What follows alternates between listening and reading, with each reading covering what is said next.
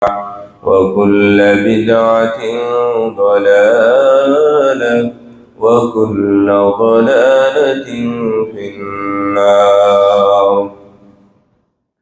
فقد قال الله تعالى في كلامه المجيد والفرقان الحميد: أعوذ بالله من الشيطان الرجيم. بسم الله الرحمن الرحيم. قاف والقرآن المجيد بل عجبوا أن جاءهم منذر منهم فقال الكافرون هذا شيء عجيب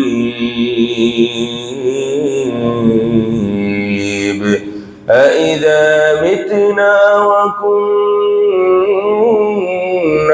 ترابا ذلك رجع بعيد قد علمنا ما تنقص الأرض منهم وعندنا كتاب حفيظ.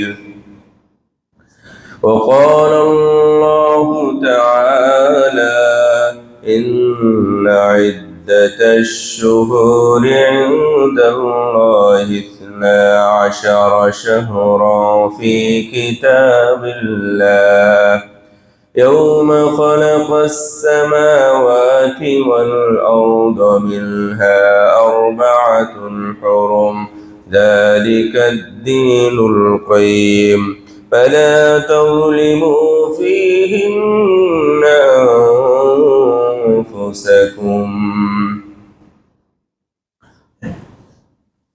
عن ابن عباس رضي الله تعالى عنه قال: لما قدم النبي صلى الله عليه وسلم المدينة وجد يهود يصومون في عاشوراء، وكان يوما تستر فيه الكعبة، فلما فرض الله رمضان قال رسول الله صلى الله عليه وسلم: من شاء أن يصومه فليصم ومن شاء أن يتركه فليترك. وقال النبي صلى الله عليه وسلم: لئن بقيت لأصومن 9.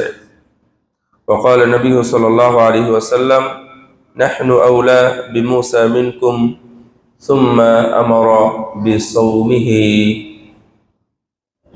رواه مسلم.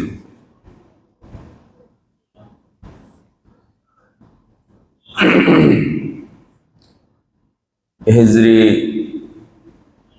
বর্ষের হিজরি সনের প্রথম জুমা মুহররমের উপস্থিত সম্মানিত মুসল্লিবৃন্দ, প্রথমেই আমরা আল্লাহর শুকরিয়া আদায় করছি রাসূল সাল্লাল্লাহু আলাইহি ওয়াসাল্লামের হিজরত মক্কা থেকে মদিনায় আসা, এর মাধ্যমে 1447 হিজরি পেরিয়ে গেল। এখন 1448 হিজরিতে আমরা পদার্পণ করেছি। মুহররম মাস, মুহররম মাসের যেমন গুরুত্ব আছে হারাম মাস হিসাবে, এই মাসে তেমনি আমাদের কিছু করণীয় ও বর্জনীয় আছে।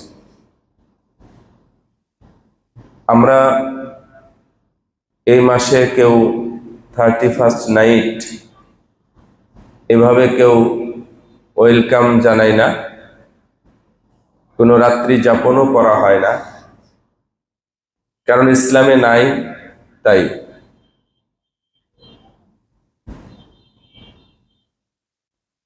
ইংরেজিতে আমরা গণনা করি, ইংরেজিতে আমরা মাসের হিসাব করি। আমরা যখন সৌদি আরবে ছিলাম তখন মাঝে মাঝে ভুলেই যেতাম যে আজকে ইংরেজি কত তারিখ, কারণ আমাদের কোথাও ইংরেজি তারিখটা ব্যবহার করতে হতো না, কোনো জায়গাতেই না। বছরে শুধুমাত্র টিকিট বিতরণ করতো আমাদের, সেই টিকিটে আমাদের তারিখটা লেখা থাকতো, ইংরেজি তারিখ। বাকি আর কোনো সময় তেমন প্রয়োজন হতো না। ক্যালেন্ডারে কোনো জায়গাতে অপশন থাকতো, কোনো জায়গাতে থাকতো না। এখন পর্যন্ত ওইভাবেই আছে। মাঝখানে একবার শুরু হয়েছিল মাসিক স্যালারিটা ইংরেজি মাস হিসাবে দেওয়া হবে, কিন্তু সেটা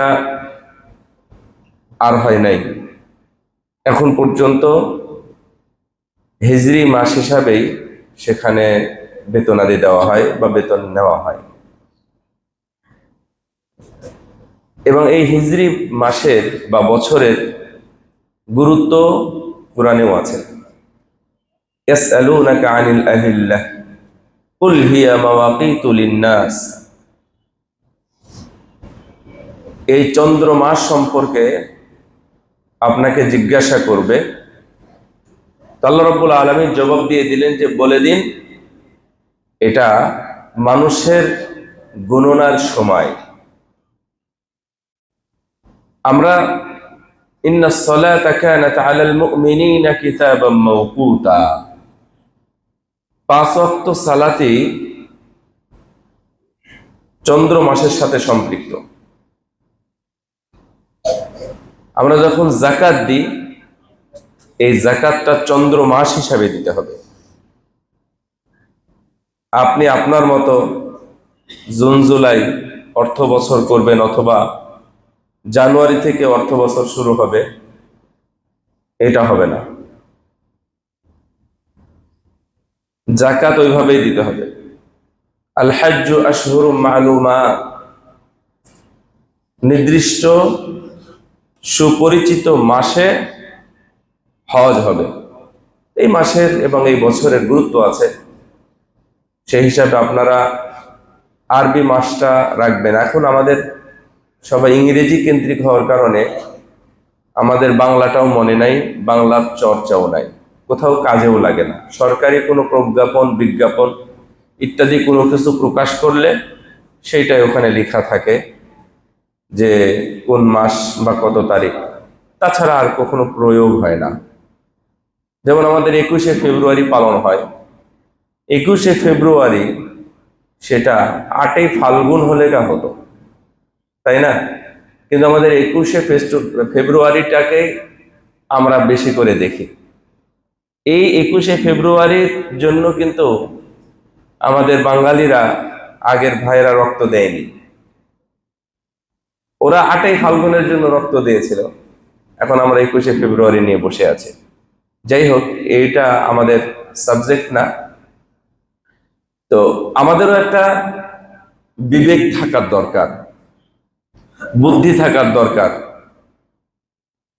এই জন্যই বললাম কথাগুলো যে এটা আরবি নববর্ষ, হিজরি নববর্ষ, নতুন বর্ষ শুরু হয়ে গেছে। আপনি চাইলে নতুন উদ্যমে নতুনভাবে কাজ শুরু করতে পারেন। নতুনভাবে আপনার এই জিন্দেগি 1448 হিজরিতে আমি কোনো গুনাহ করব না, সম্ভবপর বড় গুনার সাথে সম্পৃক্ত হব না, আপনি চাইলে করতেই পারেন। সাহাবীরা প্রতিদিন তাদের হিসাব করতেন। একটা ইতিহাস আপনাদের জানা আছে, হাদিস। রাসূল সাল্লাল্লাহু আলাইহি ওয়াসাল্লাম বললেন যে তোমরা যদি দুনিয়াতে কোনো জান্নাতি মানুষকে দেখতে চাও তাহলে ওর দিকে তাকাও, দেখো হেঁটে বেড়াচ্ছে জান্নাতি মানুষ। সাহাবীরা দেখেছিলেন। এবং মান কি হাদিসটাকে মান আরাদা আইয়াসুর, এই ধরনের একটা হাদিস আসছে, মান সাররাহু আইয়ানদুরা ইলা আখিহি, কোনো ভাইকে যদি দেখে তোমার আনন্দ পেতে উদ্বুদ্ধ হও, আনন্দ পেতে চাও জান্নাতি মানুষ দেখে, তাহলে ওর দিকে তাকাও, ও জান্নাতি মানুষ। আবার আর একদিন বললেন ওই দেখো জান্নাতি মানুষ আসতেছে। আরো একদিন বললেন যে হলো জান্নাতি। 3 দিন বলার পরে সাহাবীদের একটু সন্দেহ হলো যে আল্লাহ নবী তাকেই জান্নাতি বলতেছেন কেন। তার পিছনে নিয়ে দেখা গেল উনি তেমন কোনো আমল করতেন না। কি করতেন? প্রতিদিনের হিসাব উনি ঠিকঠাক ভাবে রেখে বুঝিয়ে দিয়ে উনি ঘুমিয়ে যেতেন, যেন প্রতিদিন উনি ঋণ মুক্ত, অপরাধ মুক্ত। যত মানুষ তার কাছে অপরাধী, তিনি সব অপরাধীকে ক্ষমা করে দিতেন। সুবহানাল্লাহ। ক্ষমা করে দিয়ে তারপরে ঘুমাতেন। সাহাবী বুঝলেন আর কোনো কারণ নাই, এটাই হচ্ছে তোমার কারণ জান্নাতি হওয়ার। সুবহানাল্লাহ। তো প্রতিদিন হিসাব আল্লাহ আছে। وكل إنسان ألزمناه طائره في عنقه ونخرج له يوم القيامة كتابا يلقاه منشورا اقرأ كتابك। আগের আয়াতে আছে وجعلنا الليل والنهار آيتين فمحونا آية الليل وجعلنا آية النهار مبصرة لتبتغوا فضلا من ربكم ولتعلموا عدد السنين والحساب। আল্লাহ রাব্বুল আলামিন বলছেন এই রাত এবং দিন করার কারণ কি? তোমাদের বছরের হিসাব করার জন্য। তো বছরের হিসাব আপনি করছেন, প্রতিদিনই করতেছেন, কিন্তু গুরুত্ব আছে। শুধুমাত্র আমাদের অর্থ সম্পদ টাকা পয়সা গুনার ক্ষেত্রে আমাদের গুরুত্ব।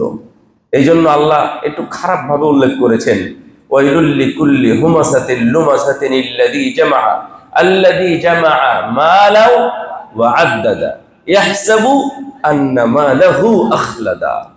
কত খারাপ কথা। আল্লাহ বলতেছেন যে মানুষ কি করে? সম্পদ জমা করে আর গুনে, সম্পদ জমা করে আর গুনে, আর মনে করছে আমি এটার মাধ্যমেই আমার এই দুনিয়া, আমার এই প্রতিপত্তি, আমার এই বাড়ি গাড়ি নিয়েই আমি থাকবো। মনে হচ্ছে এটাই আমাকে চিরস্থায়ী রূপ দিয়ে দেবে। এটাই হচ্ছে তাদের ধারণা। এই জন্য তাদের টাকা পয়সা অর্থ সম্পদের প্রতি তাদের এত লোভ। সম্মানিত উপস্থিতি, আমাদের বছর চলে গেল, আমি কি করলাম? কিছু করেছেন? কোন উদ্যোগ নিয়েছেন যে আমি আজ থেকে দান করবো 1 টাকা করে, আর কোনোদিন দান থেকে মুক্ত হব না? প্রতিদিন সকালে উঠে ফেরেশতা আপনার জন্য দোয়া করছে যে আল্লাহ তুমি ওকে ধ্বংস করে দাও, ধ্বংস করে দাও, যে দান করে না। তা আপনি কি এই দোয়ার অন্তর্ভুক্ত হচ্ছেন না যে দান না করেন? আমাদের মসজিদের কোটাগুলো এখনো আমরা ঠেলতে থাকি, এখনো শুধু ঠেলি, মানে আমি কিছু না দিয়ে আরেকজনকে পার করে দিই। এটা আমাদের অভ্যাস হয়ে গেছে। অথচ রাসূলুল্লাহ সাল্লাল্লাহু আলাইহি ওয়াসাল্লাম বলছেন প্রতিদিন ফেরেশতা উঠে ওর জন্য দোয়া করে। অন্তত নিয়ত রাখেন আমি প্রতিদিন দান করব। আজকে করতে পারলাম না, আজকের দান আগামীকালকের দান আমি একসাথে করব। আগামীকালকেও করতে পারি নাই, তাহলে 3 দিনের দান একসাথে করেন। এই প্রতিদিনের দৈনন্দিন না, প্রয়োজনে বাড়িতে একটা বক্স রাখবেন, লিখবেন শয়তান তাড়ানোর বক্স এবং রহমতের বক্স। তার মানে এর মধ্যে আপনি দান করতেছেন 100%। এই দানের টাকা আপনার স্ত্রী দেখবে, আপনার সন্তান দেখবে, এরা শিখবে না? তাহলে এই দিনটা এভাবে আপনার শুরু হোক। আপনি মসজিদে আসতেছেন দান করতে, আমি বলি নাই যে আপনি এই মসজিদে এখানে দান করেন, এটা বুঝবেন না।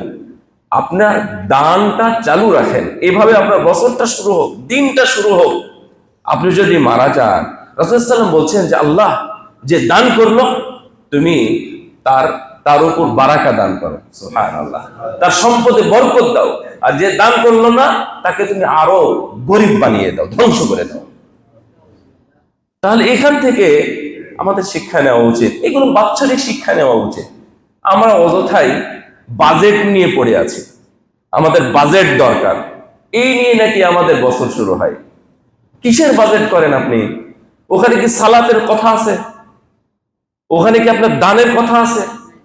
ওখানে কি আপনার সিয়ামের কথা আছে যে বছরে কয়টা সিয়াম রাখবো? মুসলমানদের বাজেট এগুলো হবে, এগুলো বাজেট করবেন। দান খয়রাতের বাজেট হবে, ইবাদতের বাজেট হবে, আপনার সন্তান কয় পারা কোরআন মুখস্থ করেছে এটা করবেন। এখনো আমি এটা আপনারা আবার ঘুরিয়ে বলবেন না যে কথায় কথায় আসে। বাদশাহ সালমানের এক ভাই আছেন, এটা আপনাদের জানার দরকার। এক ভাই আছেন, এখনো আছেন উনি।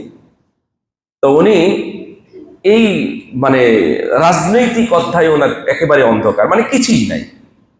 কিন্তু রয়্যাল ফ্যামিলি হিসাবে তাদের প্রত্যেকের কিছু না কিছু আছে। তো উনি কাউকে যদি পছন্দ হয়, কোনো সেনাবাহিনী, কোনো পুলিশ অথবা কোনো ছেলে বা এই ধরনের কোনো বড় মানুষ, কোনো চাকরিজীবী, সরকারি চাকরিজীবী যদি পছন্দ হয়, ওনাকে গিয়ে জিজ্ঞাসা করেন তোমার জীবনের ইচ্ছা কি, কি করতে চাও, কি করবা।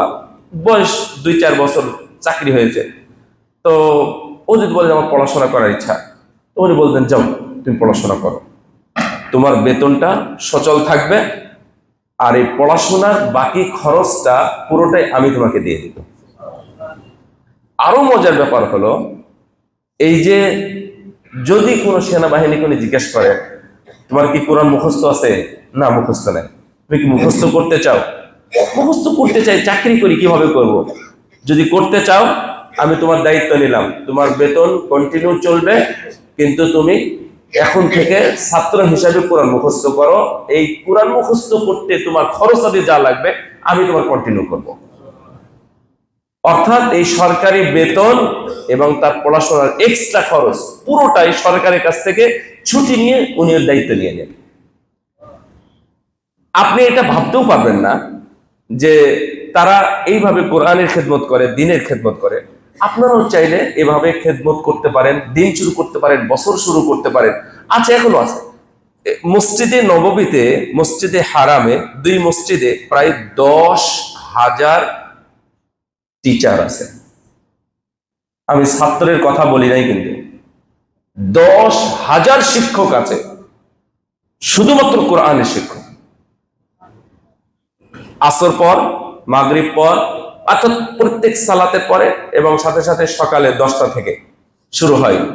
আপনি যাবেন, কোরআন মুখস্থ করবেন, আপনার একামা আছে, আইডি কার্ড আছে, আইডি কার্ড দিয়ে আপনি ভর্তি হয়ে যাবেন, কিছুই লাগবে না আপনার, শুধুই আইডি কার্ডটা, কোনো ফর্ম পূরণ করতে হবে না। আপনি ওর সাথে সম্পৃক্ত হবেন, আপনার নাম দিবে, অমুক উস্তাদের কাছে গিয়ে তুমি কোরআন মুখস্থ শুরু করো, ওই উস্তাদ আপনাকে তৈরি করবে। এইভাবেই হেফজখানাগুলো চলতেছে। প্রতিদিন হাজার হাজার হাফেজ হয়, প্রতিদিন চলতেই আছে এভাবে। তো আমাদের বছর দিন এভাবে শুরু হোক। ইন্না ইদ্দাতাশ শুহুরি ইনদাল্লাহি 12 শাহরা, আল্লাহর গণনায় বছরে 12টি মাস। মিনহা আরবাআতুন হুরুম, তার মধ্যে 4টি হারাম, পবিত্র, সম্মানের, সম্মান করার মতো যোগ্য 4টি মাস আছে। সেটা হলো এই মাস মুহররম, আগের 2 মাস যিলকাদা, যিলহিজ্জা, এই 3 মাস পরস্পর, এবং চতুর্থ মাস হারাম হলো রজব। ফীহিন্না আরবাআতুন হুরুম ফালা তাযলিমু ফীহিন্না আনফুসাকুম, খবরদার তোমরা এর মধ্যে নিজেদের উপরে জুলুম করো না। সবচেয়ে বড় জুলুম কি জানেন? আল্লাহর সাথে নাফরমানি করা, আল্লাহর সাথে শিরিক করা। এক কথা, নাফরমানি করাটাই হলো জুলুম, এই আত্মার জুলুম, আত্মার উপরে জুলুম করা। এই দিনে আপনি সালাত, সিয়াম, আপনার এইগুলো যত কিছু আছে, ভালো কিছু কাজ করবেন। যদি খারাপ কাজ করেন তাহলে নিজেদের উপরে জুলুম করলেন। আল্লাহ রাব্বুল আলামিন এই জুলুম করতেই নিষেধ করেছেন। মুহররমের করণীয় এবং বর্জনীয়টা কি? মুহররমকে 1 নম্বর হলো আল্লাহর মাস হিসাবে এটাকে সম্মান করা। শাহরুল্লাহ আল মুহররম, আল্লাহর মাস হলো কি? মুহররম মাস। তাহলে সফর, রবিউল আউয়াল, রবিউল সানি, যিলকাদা, যিলহিজ্জা, এগুলো কি আল্লাহর মাস নয়? সবই আল্লাহর মাস, কিন্তু এটা বিশেষ গুরুত্ব এবং সম্মানের জন্য এই শব্দটা ইউজ করা হয়। শাহরুল্লাহ, আল্লাহর মাস হলো মুহররম মাস। আচ্ছা, এটা কার ঘর? আল্লাহর ঘর। কিন্তু আমরা যদি বলি বাইতুল্লাহ, এটা কি এটা বুঝাবে? বাইতুল্লাহ মানে আল্লাহর ঘর, আমরা কি এটা বলতে পারবো যে এটা বাইতুল্লাহ? বাইতুল্লাহ কোনটা? এটা কাবা, একমাত্র কাবা ঘর হচ্ছে বাইতুল্লাহ। মসজিদ নববী বাইতুল্লাহ না। তার মানে এটা বাইতুল্লাহ একটা শব্দ, এটা হচ্ছে কাবাকে বোঝানো হয়। বাইতুল্লাহ মানে আল্লাহর ঘর, কিন্তু দুনিয়ার সব মসজিদগুলোকে বাইতুল্লাহ বা আল্লাহর ঘর, আল্লাহর ঘর হিসেবে উল্লেখ করা হয়। অনুরূপভাবে শাহরুল্লাহ আল মুহাররম, আল্লাহর এই মুহাররম মাস গুরুত্বপূর্ণ। গুরুত্বপূর্ণ হলে কি করতে হবে? এই দিনে এই মাসে, এই মাসগুলোতে কোনো গুনাহ করতে পারবেন না, নিজেকে মুক্ত রাখবেন। এই মাসগুলোতে কারো উপর জুলুম করতে পারবেন না, এই দিক থেকে মুক্ত থাকতে হবে। এই মাসগুলোতে কোনো যুদ্ধ বিগ্রহ, কোনো হত্যা, হানাহানি ইত্যাদি এগুলো চলবে না। এমনকি এটা জাহেলি যুগেও ছিল, ইসলাম আসার আগ পর্যন্ত এটাকে সম্মান করা হতো। আপনি কি মনে হচ্ছে এই বর্বরতার যুগে, জাহিলিয়াতের যুগে, মূর্খতার যুগে, অন্ধকার যুগে যখন তাদেরকে বলা হতো এই মুহররম মাসে চাঁদ উঠেছে, তোমরা যুদ্ধ বন্ধ করো, সঙ্গে সঙ্গে এই 3 বছর, 5 বছর, 40, 80 বছর পর্যন্ত চলা যুদ্ধটাকে তারা মুলতবি ঘোষণা করতো। সুবহানাল্লাহ, এটা তাদের কাছে সম্মান ছিল। কিন্তু আমাদের কাছে এখনো এই যে কত ধর্ষণ, কত হত্যা, কত অ্যাক্সিডেন্ট, ইচ্ছাকৃতভাবে মানুষকে মারা, নির্যাতন বিভিন্নভাবে চলতেই আছে। অথচ আমরা মুসলিম, আমাদের কাছে এই মাসের সম্মান নেই। ইনশাআল্লাহ এই মসজিদের মুসল্লি যারা আছেন তারা এক্সট্রা ভাবে এই মাসগুলোকে সম্মান করবেন ইনশাআল্লাহ। আল্লাহ যেন আমাদেরকে তৌফিক দান করেন, বলেন আমিন। এই মাসে মুহররম কি করবেন আপনারা? যেটা বললাম এটা করবেন। আমাদের কিছু করণীয় আছে, সেটা হলো সিয়াম রাখা। এই মাসে কেন সিয়াম রাখবেন? রাসূল ইবনে আব্বাস রাদিয়াল্লাহু তাআলা আনহু বলছেন, ফালাম্মা কাদিমাল মাদিনা, রাসূলুল্লাহ সাল্লাল্লাহু যখন মদিনায় আসলেন, ওয়াজাদাল ইয়াহুদ ইয়াসুমুনা, দেখলেন এই দিন তারা সিয়াম পালন করে। তো সিয়াম পালন করলে জিজ্ঞাসা করলেন, তোমরা কিসের সিয়াম রেখেছো? তখন তারা বলল, আসফারাল্লাহু মূসা, অথবা আনজাল্লাহু মূসা ওয়া বানি ইসরাঈলা আলা ফিরাউন। আল্লাহ রাব্বুল আলামিন এই দিনে, অর্থাৎ মুহররম মাসের 10 তারিখ, আশুরা মানে হচ্ছে 10ম তারিখকে বলা হয় আশুরা। তো এই তারিখে মূসা আলাইহিস সালাম এবং বানি ইসরাঈল এই সম্প্রদায়কে ফেরাউনের জালেম, খুদাদ্রোহী, আল্লাহদ্রোহী এই জালেম ফেরাউন থেকে আল্লাহ তাদেরকে মুক্তি দিয়েছিলেন, এবং ওই জালেম ফেরাউন এবং তার পুরো সম্প্রদায়কে পানিতে ডুবিয়ে তাদেরকে মেরেছিলেন। তারই শুকরিয়া হিসাবে, তাযীমান লাহু, তার সম্মানার্থে, তার শুকরিয়া আদায় করার জন্য আমরা এই দিন সিয়াম পালন করি। রাসূল সাল্লাল্লাহু আলাইহি ওয়াসাল্লাম বললেন, তাহলে আমরা নাহনু আহাক্কু আওলা বিমূসা মিনকুম, মূসা যেহেতু আমাদের ভাই, আমাদের নবী, সুতরাং ওই শুকরিয়া আদায়ের জন্য আমরা বেশি হকদার, আমরা সিয়াম পালন করব। রাসূল সাল্লাল্লাহু আলাইহি সাল্লাম কেন সিয়াম পালন করতেন এই বিষয়টা স্পষ্ট নাই। কেন? রাসূল সাল্লাল্লাহু আলাইহি ওয়াসাল্লাম সিয়াম রাখতেন, সাহাবীদের সিয়াম রাখার আদেশ করেছিলেন, এবং সেই সিয়ামটা ছিল ফরজ। অর্থাৎ রমজানের সিয়াম আসার আগ পর্যন্ত সেই সিয়ামটা রাসূল সাল্লাল্লাহু আলাইহি ওয়াসাল্লাম রাখতেন একদিন 10 তারিখে। তো এই দিন 10 তারিখে সিয়াম রাখার ব্যাপারে রাসূল সাল্লাল্লাহু মদিনায় যাওয়ার পরে বললেন যে তোমরা চাইলে, যখন রমজান ফরজ হলো তখন বললেন যে ফামান শাআ মিনকুম আইয়াসুমাহু ওয়া মান শাআ মিনকুম ফালিয়াতরুকুহু, কেউ যদি চায় যে সিয়াম রাখবো তাহলে সেজন্য রাখতে পারে, আর কেউ যদি চায় যে রাখবো না তাহলে ছেড়ে দিতে পারে। এইটা নফল হয়ে গেল। তবে রাসূল সাল্লাল্লাহু আলাইহি ওয়াসাল্লাম বললেন যে ইহুদিরা যেহেতু এই দিন সিয়াম পালন করে, সুতরাং তোমরা ইহুদি নাসারাদের তোমরা মুখালিফ করো, ইহুদি নাসারাদের তোমরা বিপরীত করো। শুধু এই আমলের ক্ষেত্রে নয়, দুনিয়াতে অনেক আমল আছে যে ইহুদি নাসারাদের বিকল্প করতে বলা হয়েছে। তার মধ্যে অন্যতম হলো যে দাড়ি কাটা। রাসূল সাল্লাল্লাহু আলাইহি ওয়াসাল্লাম বলছেন যে তোমরা দাড়ি কেটো না, কারণ ইহুদি নাসারারা দাড়ি কেটে ফেলে, তোমরা দাড়ি কেটো না। যাই হোক, কোনোভাবে সিয়ামের কথা বললেন যে যারা যেহেতু 10 তারিখ রাখে, তো আমরাও 10-এর সাথে আরো একদিন আগায় রাখবো, অর্থাৎ 9 এবং 10 এই 2 দিন সিয়াম পালন করব। রাসূল সাল্লাল্লাহু আলাইহি ওয়াসাল্লাম বললেন, সিয়ামু ইয়াউমি আশুরা আহতাসিবু আলা আল্লাহি আন ইউকাফফিরা আস-সানাতা আল্লাতী ক্বাবলা। আমি আশা করছি যে এই আশুরার সিয়াম কেউ যদি পালন করতে পারে তাহলে বিগত 1 বছরের গুনার কাফারা হয়ে যাবে। সুবহানাল্লাহ। সুতরাং আপনারা যারা আছেন এবং মা বোনেরা আছেন, বাড়িতে যারা সদস্য আছে, তাদের কাছে এটা আপনারা প্রচার করে দিবেন, তারা যেন মঙ্গল, বুধ, বৃহস্পতি, শুক্র, সম্ভবত চাঁদ ওঠা হিসাবে আজকে 4 তারিখ হয়, তাহলে 9 তারিখ 10 তারিখ কবে হচ্ছে? বুধ বৃহস্পতি, আচ্ছা আচ্ছা,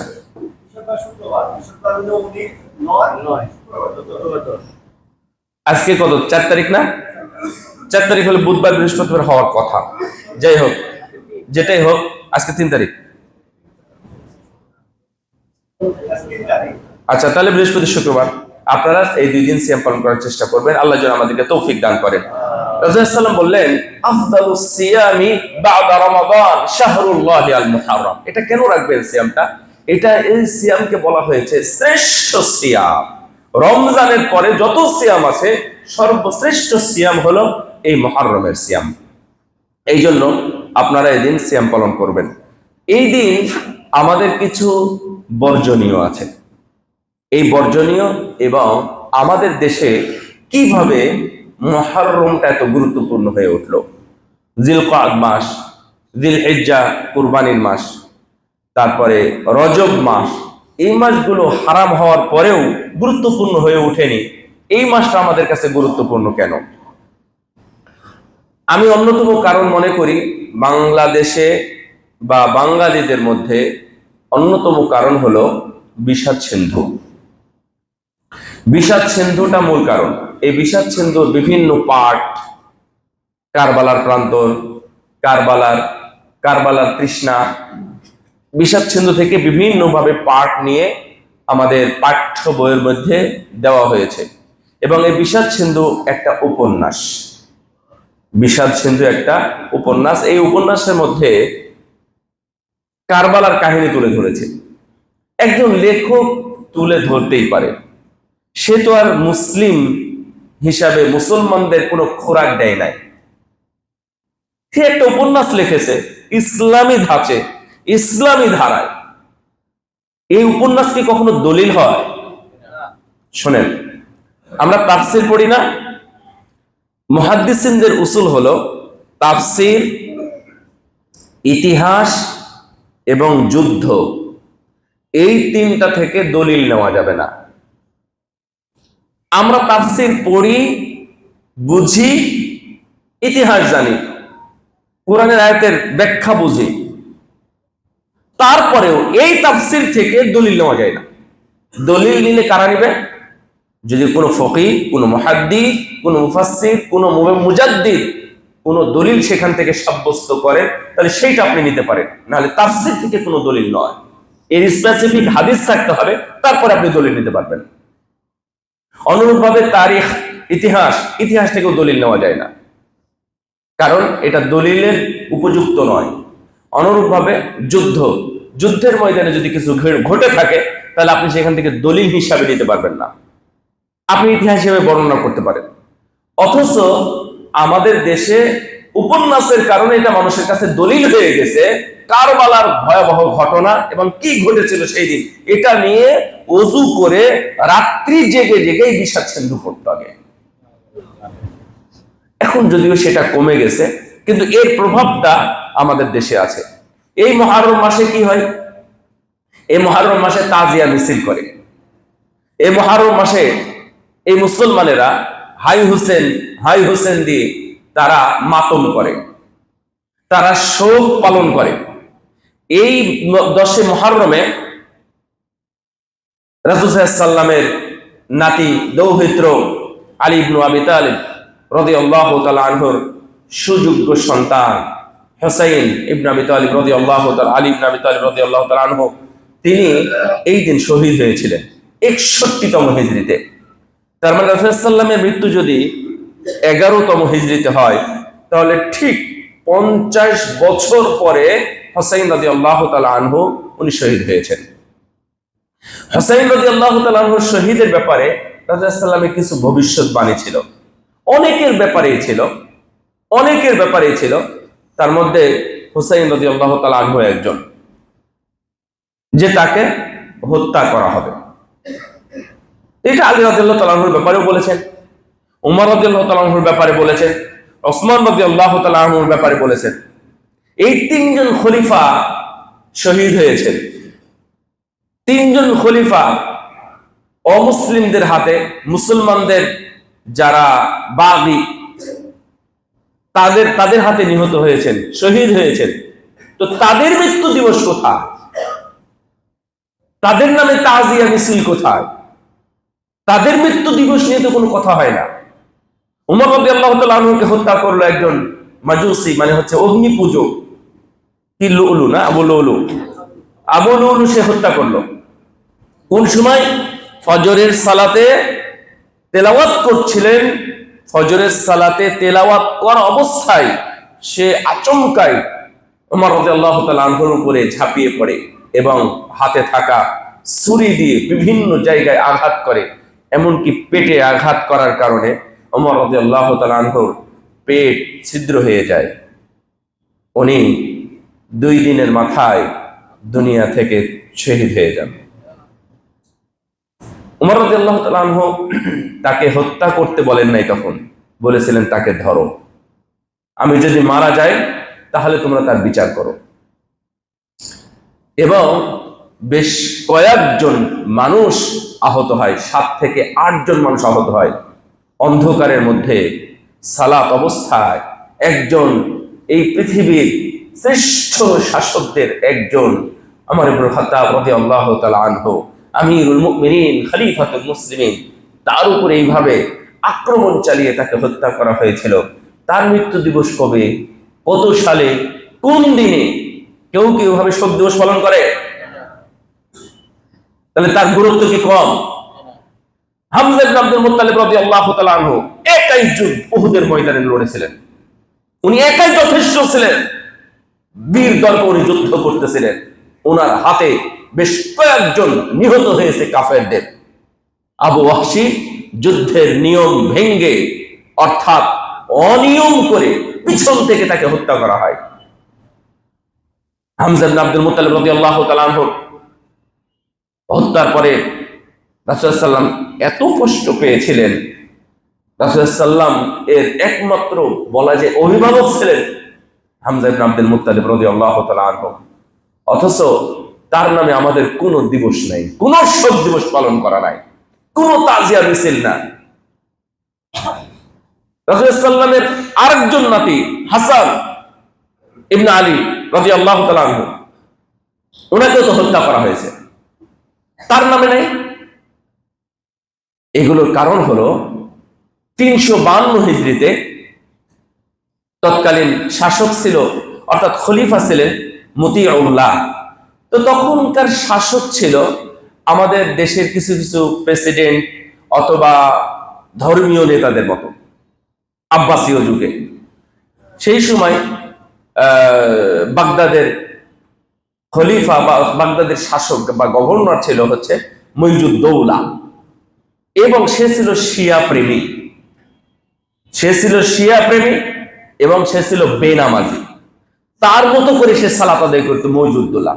এই মওজুদুল্লাহ একদিন বলল, রাসূল সাল্লাল্লাহু আলাইহি ওয়াসাল্লামের নাতি এই দিন নিহত হয়েছে, ওনাকে সেই দিন জবাই করা হয়েছে। তো এই দিন আমরা তার নামে কোনো মিছিল করতে পারি, তার নামে কিছু করতে পারি। তার মানে ওনার মৃত্যুর প্রায় 300 বছর পরে, মানে প্রায় 250 বছর পরে মওজুদুল্লাহ একদিন নির্ধারণ করে আনন্দ ফুর্তি করলো। সেই দিন আলোচনা সমাবেশ করলো, সেই দিন আতশবাজি করলো। আতশবাজি বলতে যেটা আগুন দিয়ে মানে আতশবাজি করা হয় এবং শব্দ করা হয় আগুনের মাধ্যমে, যেগুলো পটকা বা কি ফোটানো হয়, এটা করলো। সেই দিন থেকে শুরু হয়েছে এই 352 হিজরি তথা 351 হিজরিতেও এই হুসাইন রাদিয়াল্লাহু তাআলা আনহুর মৃত্যু দিবস পালনের কোনো সিস্টেম ছিল না। তখন থেকে আমাদের দেশে শুরু হয়ে গেছে, তখন থেকে পুরো দুনিয়া বিভিন্ন জায়গায় শুরু হয়ে গেছে। এবং আপনাদের নোংরা এমন কিছু কাজ আছে, আমরা একদিন দেখেছি যে অনেক মানে সেনাবাহিনী মসজিদ নববীতে, মানে এত পরিমাণ সেনাবাহিনী যা কখনো দেখা যায় না। অনেক সেনাবাহিনী সাজোয়া যান, তারপরে যে সেনাবাহিনীদের যে বিভিন্ন গাড়ি আছে, এই সমস্ত গাড়ি নিয়ে চারিদিকে ঘিরে রেখেছে। তো আমরা খুব কৌতূহলী হয়ে মানে আগ্রহ নিয়ে এটা দেখলাম, এবং এটা দেখলাম ঠিক মাগরিবের পরে। মাগরিবের আগেও এগুলো দেখি নাই, মাগরিবের পরে, এশার আগে, এশার পরে চারিদিকে ঘুরে ঘুরে দেখলাম। এবং খুব দ্রুত সময়ের মধ্যে মসজিদ বন্ধ করে দেওয়া হলো, মসজিদ নববী এলাকা ফাঁকা করে দেওয়া হলো, শুধুমাত্র সেনাবাহিনী আছে, আর কেউ নাই। পরে শুনলাম এই দিন তারা অনুষ্ঠান করে, কারণ সৌদি আরবেও শিয়া আছে, এই দিন তারা অনুষ্ঠান করে, এটা তাদের রাষ্ট্রীয় অধিকার। এই অনুষ্ঠানে, প্রতি অনুষ্ঠানে তারা আয়েশা রাদিয়াল্লাহু তাআলা আনহা এবং হাফসা রাদিয়াল্লাহু আনহুমা, আমাদের মা, এই পৃথিবীর সব মুসলিমদের মা, তাদের উপর লানত করা হয় অনুষ্ঠানে। নাউযু বিল্লাহি মিন যালিক। এবং তাদের কাছে সবচেয়ে খারাপ মানুষ হলো আবু বকর এবং ওমর রাদিয়াল্লাহু আনহুমা ওয়া রাদা আনহু। জান্নাতে দুইজন সাহাবীকে নিয়ে তারা যে এত কটূক্তি করে, তাদের কালেমার অংশ, শিয়াদের কালেমার অংশ হলো কি? আশহাদু আন্না, আমরা বলি আশহাদু আল্লা ইলাহা ইল্লাল্লাহু ওয়া আশহাদু আন্না মুহাম্মাদান আবদুহু ওয়া রাসূলুহু ওয়া আশহাদু আন্না আবু বকরিন ওয়া আলী, আবু বকরিন ওয়া উমর কি গো আদুউল্লাহ। তারা বলে যে এরা হলো আল্লাহর শত্রু, এটা হলো তাদের কালেমার অংশ। নাউযু বিল্লাহি মিন যালিক। এই বলে 10 মুহররম তারা তাজিয়া মিছিল বের করে, হোসেন রাদিয়াল্লাহু তাআলা আনহুর কবর নির্ধারণ করে, কবর রেখে তার পাশে ঘুরে জিয়ারত করে। এইগুলো নাকি মুসলমানদের কাজ, কখনোই না। হোসেন রাদিয়াল্লাহু তাআলা আনহু ঐতিহাসিক এবং রাজনৈতিক প্রেক্ষাপট দেখলে যদি আমরা বুঝতে পারি, দুনিয়াতে অনেক মানুষকে জবাই করে হত্যা করা হয়েছে, তার মধ্যে খুবাইব রাদিয়াল্লাহু তাআলা আনহু ছিলেন অন্যতম, জবাই করে হত্যা করা হয়েছে। ওসমান ইবনে আফফান রাদিয়াল্লাহু তাআলা আনহু, কত একজন জান্নাতের সাহাবী, সুবহানাল্লাহ, প্রায় 80 বছর বয়স, সেই ধরনের একজন বৃদ্ধ মানুষকে জবাই করে হত্যা করা হয়েছে। সাঈদ ইবনে জুবাইর, ওনাকেও তাবেঈ, বিখ্যাত তাবেঈ, 95 হিজরিতে ওনাকেও হাজ্জাজ বিন ইউসুফ জবাই করে এবং উল্টা করে হত্যা করেছে। আব্দুল্লাহ ইবনে জুবাইর রাদিয়াল্লাহু তাআলা আনহুকে অন্যায়ভাবে, মানে নির্মমভাবে, নিকৃষ্টভাবে হত্যা করেছে এই হাজ্জাজ বিন ইউসুফ। তার অন্যতম একজন হলেন হুসাইন বিন আলী রাদিয়াল্লাহু তাআলা ওয়া আরদা আনহু, তাকেও জবাই করে একবারে মাথা দ্বিখণ্ডিত করে হত্যা করা হয়েছিল। উবাইদুল্লাহ বিন জিয়াদ বেয়াদব এবং খারাপ, সে ছিল দিন মুসলিমদের মধ্যে একজন খারাপ বেদীন একজন মানুষ। সেই মানুষের নেতৃত্বে এবং কি ইয়াজিদ ইবনে মুআবিয়ার শাসন আমলে তাকে হত্যা করা হয় উবাইদুল্লাহ বিন জিয়াদের মাধ্যমে। এখন এখানে প্রশ্ন আসে যে ইয়াজিদ ইবনে মুআবিয়ার কতটুকু তারিয়া ছিল? ইয়াজিদ বিন মুআবিয়া সম্পর্কে ইবনে তাইমিয়া রাহিমাহুল্লাহ 3টা মত দিয়েছেন। আমরা যারা আহলুস সুন্নাহ ওয়াল জামাআহ, তারা আমরা কি মত ধারণ করব ইয়াজিদ বিন মুআবিয়া সম্পর্কে? সে একজন সাহাবী পুত্র এবং সে নির্ঘাত, সে তাবেঈ। মুসলমানদের মধ্যে বিভিন্ন যুদ্ধে সে নেতৃত্ব দিয়েছে। আবু সুফিয়ানের দৌহিত্র নাতি, তিনিও সাহাবী ছিলেন। আবার মুআবিয়ার পুত্র, তিনিও গুরুত্বপূর্ণ একজন ব্যক্তি। সে ইয়াজিদের খেলাফত আমলেই এই ঘটনাটা ঘটেছিল। মূল ঘটনা ছিল যে বাগদাদবাসী, উনি মদিনাতে ছিলেন, হুসাইন রাদিয়াল্লাহু তাআলা। বাগদাদবাসী বারবার চিঠি চালাতে লাগলো যে আপনি আসেন, আপনার হাতে আমরা বায়াত করতে চাই, ইয়াজিদের বায়াতে আমরা থাকতে চাই না। এইভাবে বারবার চিঠি দেওয়া হয়েছিল। তখনও ইবনে আব্বাস, ইবনে ওমর, এই ধরনের জলিলুল কদর সাদ, আব্দুল্লাহ ইবনে আমর ইবনে আস, ইনারা সবাই আছেন, সবাই তখন জীবিত। যখন একে একে চিঠি আসতে লাগলো, তখন বললেন যে তাহলে আমি বাগদাদে যাই। ইবনে আব্বাস রাদিয়াল্লাহু তাআলা আনহু সর্বপ্রথম ওনাকে বলেছিলেন, দেখো, তোমার বাবার সাথে এই ইরাকবাসী, কুফাবাসী, বাগদাদের মানুষ প্রথম গাদ্দারিটা করেছিল, প্রথম গাদ্দারি করে তাকে হত্যা করা হয়েছে। সুতরাং সেই ইরাকে, সেই কুফা, সেই বাগদাদে তুমি যাও না। তাদের সম্পর্কে এখন পর্যন্ত যারা বিদ্বান, এই ইরাক বা কুফা, বাগদাদ যেগুলো আছে, বাসরা আছে, এখন পর্যন্ত মাসলা মাসাইলের ক্ষেত্রে, হাদিস গ্রহণের ক্ষেত্রে এখন পর্যন্ত মুহাদ্দিসগণ খুব সতর্ক। এবং আপনি ইয়ার মধ্যে যদি পান, তাদরিবুর রাবির মধ্যে ইমাম বুখারীর বক্তব্য পাবেন। ইমাম বুখারী রাহিমাহুল্লাহ বলতেছেন যে আমি কখনোই ইরাক, কুফা, বাগদাদ থেকে আমি কখনো একটা হাদিসও গ্রহণ করি নাই। তো ওনাকে প্রশ্ন করা হয়েছিল যে আপনি গ্রহণ করেন না মানে? কারণ তখন তো এলমের শহর, এলমের রাজধানী হলো বাগদাদ, তখন তো মদিনা রাজধানী না। তো ওখান থেকে যদি হাদিস গ্রহণ না করে তাহলে উনি হাদিসের কিভাবে সম্পন্ন পেলেন?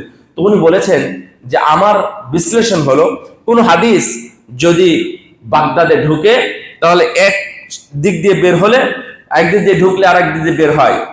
অর্ধ হাত হয়ে যদি কোনো হাদিস ঢুকে তাহলে সেই হাদিসটা 1 হাত নয় 1.5 হাত হয়ে বেরিয়েছে। তার মানে সংযোজন, বিয়োজন, রং চং মাখিয়ে সব হাদিস কেমন করা হয়েছে। তো আপনি কিভাবে ওখান থেকে হাদিস সংগ্রহ করেছেন? বলছে আমি ওখান থেকে যত হাদিস সংগ্রহ করেছি সব হাদিসকে আমি আগে মিলিয়েছি, যদি মদিনার সাথে, হেজাজের সাথে যদি মিলে যায় তাহলে আমি নিয়েছি, না হলে ইরাকের সব হাদিসই আমি এক্সপান্ড করছি, কোনোটাই নাই। সেই বাগদাদে হুসাইন বিন আলী রাদিয়াল্লাহু তাআলা যখন যেতে চাইলেন তখন নিষেধ করলেন। ইবনু আব্বাস রাদিয়াল্লাহু তাআলা সর্বপ্রথম নিষেধ করলেন, ইবনু ওমর রাদিয়াল্লাহু তাআলা নিষেধ করলেন, আব্দুল্লাহ ইবনে আমর ইবনে আস রাদিয়াল্লাহু তাআলা নিষেধ করলেন যে আপনি যাবেন না। এটা রাজনৈতিক প্রেক্ষাপট, তো এই রাজনৈতিক প্রেক্ষাপটটা বোঝা অনেক মুশকিল। তো বললেন যে না, তাহলে আমি আমার চাচাতো ভাইকে পাঠাই। চাচাতো ভাই হলেন কে? মুসলিম ইবনে আকিল, এটাও আবু তালিবের নাতি, আলী রাদিয়াল্লাহু তাআলা আনহুর আপন ভাতিজা। তো ওনার চাচাতো ভাই হচ্ছে, ওনাকে পাঠিয়ে দিলেন যে আপনি যান। যাওয়ার পরে ওনাকে দিয়ে গাদ্দারি করানো হয়েছে, ওনাকে দিয়ে ভুলভাল চিঠি দেওয়া হয়েছে। হ্যাঁ, আমি এখানে খুব আরামে আয়েসে সুন্দরভাবে আপনাকে রিসিভ করার জন্য তারা বসে আছে, আপনি আসেন। এই কথা শুনে উনি আর থাকলেন না, উনি চলে গেলেন। তারপরে উনি শুরু হলো, যখনই উনি মরুভূমি পার হচ্ছিলেন তখন থেকে তার সাথে গাদ্দারি শুরু হলো। গাদ্দারি শুরু হওয়ার উনি এক পর্যায়ে বলেছিলেন, ঠিক আছে তাহলে আমাকে ইয়াজিদের কাছে নিয়ে চলো। তো মূল সমস্যা ছিল যে আব্দুল্লাহ ইবনে জুবাইর রাদিয়াল্লাহু তাআলা আনহু কে যেমন হাজ্জাজ বিন ইউসুফ হত্যা করেছে, যে কারণে তা হলো আনুগত্য করা এবং না করা। সাঈদ ইবনে জুবাইরকে যে কারণে হত্যা করা হয়েছে তা হলো আনুগত্য করা এবং না করা। তো হুসাইন রাদিয়াল্লাহু তাআলা আনহু বললেন যে তাহলে আমাকে ইয়াজিদের কাছে নিয়ে যাও, তার সাথে আমার কথা হবে। কিন্তু এই কথাটা তারা শুনে নাই, হয়তোবা কারণ ইতিহাস কেউ কথা বলে নাই। যারা এক পেশে ইতিহাস লিখেছে তারা বলেছে ইয়াজিদের নির্দেশে তাকে হত্যা করা হয়েছে, কিন্তু ইয়াজিদ তিনি কখনো তাকে হত্যার আদেশ দিয়েছেন এই ধরনের লিখিত অথবা মৌখিক নির্দিষ্ট কোন দূতকে এ পর্যন্ত খুঁজে পাওয়া যায় নাই। যদি উনি নির্দেশ দিয়ে থাকেন তাহলে উনি নির্দেশ দিয়েছেন, কিন্তু এ ধরনের কোনো দলিল এখন পর্যন্ত পাওয়া যায়নি। ওনার যেটা লিখিত আদেশ পাওয়া যায় তা হলো তাকে আনুগত্যে বাধ্য করাবে, যদি না হয় তাহলে আমার কাছে নিয়ে আসবে, এটাই ছিল তার কথা। কিন্তু উবাইদুল্লাহ বিন জিয়াদ এটা বুঝে বললো আমার কাছে হাজির করো, মানে ও যদি আনুগত্য না করে তাহলে আমার কাছে নিয়ে আসবে মানে কি? তাহলে তো একজন মানুষকে নিয়ে যাওয়া যাবে না, মাথা নিয়ে যেতে হবে। উনি মাথা নিয়েছেন, কিন্তু এই ইয়াজিদের কাছেই কিন্তু পুরো পরিবার নিরাপদ ছিল। হুসাইন ইবনে আলী রাদিয়াল্লাহু তাআলা আনহুর যে সন্তানগুলো ছিল, ওনার ফ্যামিলি ছিল, ওনার স্ত্রী ছিল, তারা ইয়াজিদের কাছেই ছিল। পরবর্তী যে অধ্যায়গুলো আছে আপনার ইতিহাস পড়লে জানতে পারবেন। তো আমরা শুধুমাত্র একটা এই অধ্যায়কে নিয়ে আমরা বলি যে না, এটা হচ্ছে কারবালার কাহিনী। এই কারবালার কাহিনীর জন্য 10 মুহররম আসে নাই। আবার 10 মুহররমকে নিয়ে আমরা দেখেছি যে লাইন ধরে জাল এবং জয়ীফ হাদিস আছে। এই দিন কিয়ামত হবে, এই দিন আসমান জমিন সৃষ্টি করা হয়েছে, এই দিন আদমকে তৈরি করা হয়েছে, এই দিন ইত্যাদি ইত্যাদি যত ধরনের এই মর্মের যে হাদিসগুলো আছে এই ব্যাপারে সব হাদিসগুলো জয়ীফ এবং জাল। 10 মুহররম সময় এই ধরনের কোনো অধ্যায় নাই। 10 মুহররম কিয়ামত হবে এই ধরনের যে বর্ণনা আছে বর্ণনাগুলো সহিহ নয়। 10 মুহররম মূল কথা হলো মুসা আলাইহিস সালামকে নাজাত দেওয়া হয়েছিল, ফেরাউনকে ডুবিয়ে মারা হয়েছিল। ইহুদিরা সেই প্রশংসার কারণে অর্থাৎ শুকরিয়ার কারণে তারা সিয়াম রেখেছিল, আমাদেরও সিয়াম রাখতে হবে। এই দিন কোনো তাজিয়া মিছিল করবেন না, এই দিন কোনো চাঁদা দিবেন না, এই দিন কোনো অনুষ্ঠানে অংশগ্রহণ করবেন না। এই কারবালা নিয়ে সেই দিন কোনো আলোচনা হওয়াতে তেমন কোনো গুরুত্ব নেই। যদিও আল্লামা ইকবাল এই বিষয়ে কিছু কথা বলেছেন, কিন্তু ওনার উদ্দেশ্য ছিল कि हर करबला के बाद मुस्लिम जिंदा होता है। এই ধরনের কথা উল্লেখ করার কারণ হলো যে এই কারবালা তোমার উপর প্রেরণা নিয়ে আসে। এই কারবালা একজনকে যুদ্ধ শহীদ করা হয়েছিল, যদি এই কারবালা আবারও আসে তাহলে মুসলমানদেরকে ঘুরে দাঁড়াতে হবে, এটা জজবা থাকতে হবে। কিন্তু এটার উল্টা ব্যাখ্যা করা হয় যে আল্লামা ইকবালও এই কারবালাকে নিয়ে কথা বলেছেন যে কারবালা যদি আসে তাহলে মুসলমানদের ঈমান নাকি জিন্দা হয় না, এটা মুসলমানদের ঈমানের সাথে। আবার কত খারাপ অর্থাৎ মিথ্যা মিথ্যা কিছু গানও তৈরি হয়েছে যে ফাতেমা রাদিয়াল্লাহু তাআলা আনহা সম্পর্কে। ফাতেমা রাদিয়াল্লাহু তাআলা কখন মারা গেছেন? রাসূলুল্লাহ সাল্লামের মাত্র 6 মাস পরে। তার মানে ওই ঘটনার প্রায় 50 বছর আগে ফাতেমা রাদিয়াল্লাহু তাআলা আনহা মারা গেছে। তো ফাতেমা রাদিয়াল্লাহু তাআলা আনহা কিভাবে বুঝবেন তার সন্তান সেখানে শহীদ হলো? এগুলো মিথ্যা গাল গল্প দিয়ে আমাদের অনেক কিছুই জড়িয়ে আছে।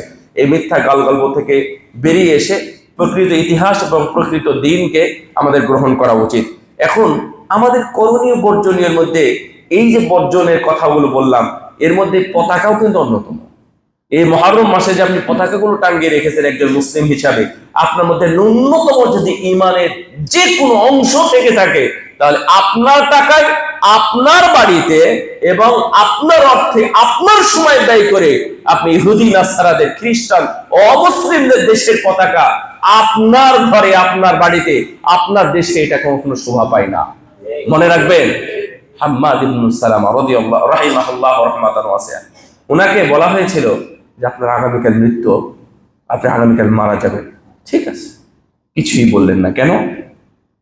উনি কি করবেন? উনি সব সময়ের জন্য মৃত্যুর জন্য প্রস্তুত। 1 সেকেন্ড তার কাছে মূল্য আছে, 1 সেকেন্ড মূল্য আছে। অথচ আপনি কত সেকেন্ড নয়, কত ঘন্টা আপনি পার করছেন এই পতাকার পিছনে এবং ফুটবলের পিছনে। এর হিসাব কিভাবে দিবেন সেটা আপনি জবাবটা ঠিক করে নিয়েন। যদি ঠিক না হয় তাহলে এখন থেকে আজ থেকে ঠিক করার চেষ্টা করবেন। এটা কখনো মুসলমানদের আদর্শ নয়, এটা অমুসলিমদের আদর্শ, যেখানে মূর্তি টুর্তি সবকিছুর সাথে সম্পৃক্ত। আল্লাহ আমাদের এই মুহররম মাস থেকে শিক্ষা নেওয়ার তৌফিক দান করুন। এই মুহররম মাস আমাদের প্রতি বছর যেন ফিরে আসে, প্রতিবার যেন ফিরে আসে কল্যাণের সাথে। আমরা যেন পুরো বছর কল্যাণের সাথে পার করতে পারি এবং 10 মুহররম সহ এই সমস্ত যে দিনগুলো আছে, দিনগুলো প্রকৃত ইসলামী যে নিয়ম আছে সেই নিয়ম অনুযায়ী যেন আমরা চলতে পারি, পালন করতে পারি। আল্লাহ যেন আমাদের সেই তৌফিক দান করেন। আমিন ওয়া আখির দাওয়ানা আলহামদুলিল্লাহি রাব্বিল আলামিন।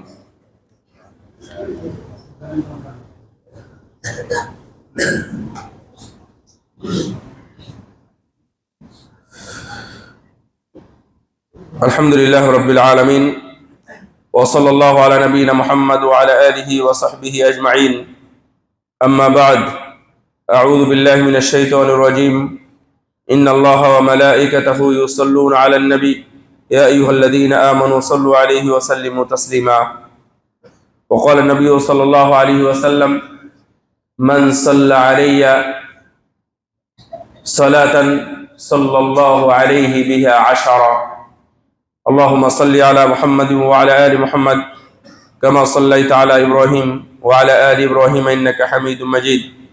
আল্লাহুম্মা বারিক আলা মুহাম্মাদিন ওয়া আলা আলি মুহাম্মাদ কামা বারাকতা আলা ইব্রাহিম ওয়া আলা আলি ইব্রাহিম ইন্নাকা হামিদুম মাজিদ। সম্ভবত আমি একদিন শিখাই দিয়েছিলাম যে যখন খতিব খুতবায় বসবে আপনারা কি করবেন? আজকে কি আস্তাগফিরুল্লাহ বলেছেন? আলহামদুলিল্লাহ। এই আস্তাগফিরুল্লাহটা মৃত্যু পর্যন্ত মনে রাখবেন, কারণ এই সময় যে কোনো দোয়াই কবুল হয়ে যায়। বিশেষ করে ইস্তিগফারের কথা হাদিসে আসছে। যদি ভালো কিছু বলতে না পারেন বলবেন আস্তাগফিরুল্লাহ। বলেন তো। রাসূল সাল্লাল্লাহু 100 বারের বেশি ইস্তিগফার করতেন। সেই হিসাবে দিনে আমাদের তো হয়ই না, এটা করার চেষ্টা করবেন। আল্লাহ যেন আমাদের তৌফিক দান করে। আমাদের অনেক ভাই আছেন, কেউ কেউ আমাকে বলেছেন তার আত্মীয় স্বজন অন্যরা অসুস্থ, এক ভাইয়ের বোন, একজনের দাদি, আরো অনেকে অসুস্থ আছেন। আল্লাহ যেন তাদেরকে সুস্থতা দান করেন। আমাদের এই মসজিদের যিনি এখনো সম্ভবত সভাপতি বা চেয়ারম্যান, উনিও অসুস্থ, এখনো আছেন দুনিয়াতে। তাদের সবার জন্যই আন্তরিকভাবে অন্তর খোলা দোয়া করবেন। আল্লাহ রাব্বুল আলামিন যেন আমাদের এই সুস্থ ব্যক্তিদের সুস্থতা দান করেন। যারা আমরা সুস্থ আছি, আমরা যেন সুস্থ অবস্থায় ইবাদতে মগ্ন থাকতে পারি। যারা আমাদের মধ্য থেকে কাছের বা দূরের আত্মীয় এবং মসজিদ সংশ্লিষ্ট মুসল্লি যারা আছেন, দুনিয়া থেকে বিদায় নিয়ে চলে গেছেন, আল্লাহ রাব্বুল আলামিন যেন তাদেরকে ক্ষমা করে দেন এবং তাদের উপর রহম করেন। তাদের কবরকে যেন আল্লাহ আলোকিত করে দেন। বারাকাল্লাহু ফীকুম। আল্লাহুম্মা আইজ্জিল ইসলাম ওয়াল মুসলিমিন ওয়াখযুরিল কাফারাতাল ইয়াহুদ ওয়ান নাসারা ওয়াল মুশরিকিন। اللهم انصر من نصر دين محمد صلى الله عليه وسلم واجعلنا منهم، واخذل من خذل دين محمد صلى الله عليه وسلم ولا تجعلنا منهم. ربنا فاغفر لنا ذنوبنا وكفر عنا سيئاتنا